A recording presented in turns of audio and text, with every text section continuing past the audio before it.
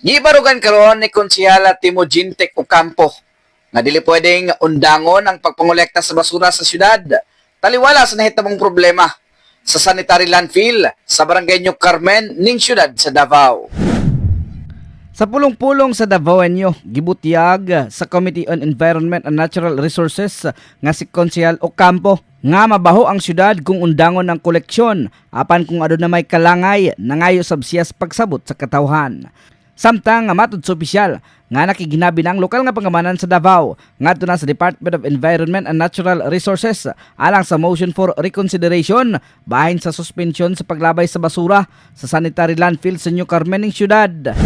Sir, what the city is doing right now is complying with all those requirements, meeting the needs, no? Nga pag-usap kung kinahanglan sa DNR nga mapadayon nato dayon as soon as possible ang atong operation.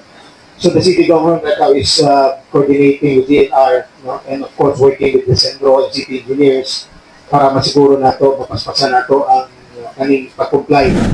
Nasiran nga nagpakanawag kamanduan si DENR 11 Regional Executive Director Attorney Maria Mercedes Dumagan alang sa suspensyon sa paglabay sa basura sa sanitary landfill aron hatagan og higayon ang LGU Davao sa pagpatuman sa slope stabilization measures ug uban pang recommended actions aron masunod ang Republic Act 9003 kun Ecological Solid Waste Management Act ug ang kondisyon sa Environmental Compliance Certificate. Kasama mo sa balitang serbisyo publiko, Radyo Man Biena, Banos Tatak, Aramen.